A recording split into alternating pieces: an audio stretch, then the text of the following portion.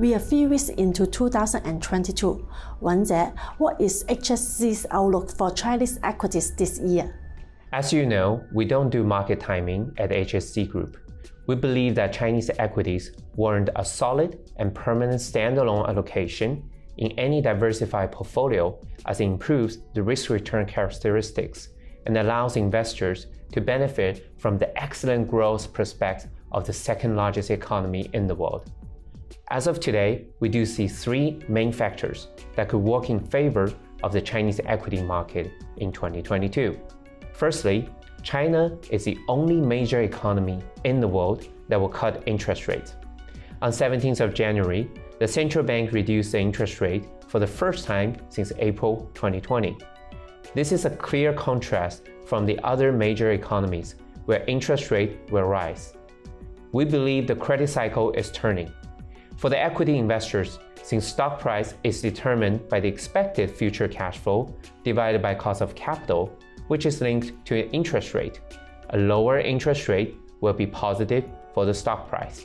Secondly, Chinese companies are improving the capital allocation policy.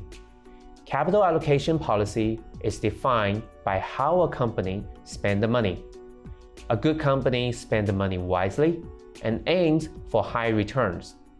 In China, we have seen the corporate buyback trend picking up steadily in recent years. It was at a historical high in 2021. Share buybacks will improve the company's ROE and help stocks to re-rate. Lastly, Chinese equities are attractively valued. The 12-month forward price-to-earnings ratio of the MSCI China is 12 times or 9 times if you exclude the internet stocks. This is 0.3 or 0.4 times standard deviation below the historical average. At HSC, we actively monitor our portfolio's margin of safety. We measure the difference between our own valuation and the current share price. A high positive margin of safety indicates a high potential for share price appreciation over time.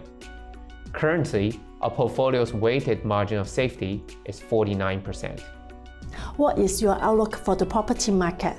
What are the areas that you think should investors pay attention to? Chinese policymakers are facing several structural issues after years of high growth. Property sector is one of them. The regulator is acting carefully to address the issue from the last few years. We believe this is unlikely to cause any systematic risk to the broader economy.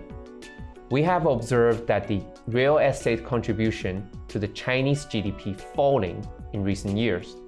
This is not a Lehman crisis.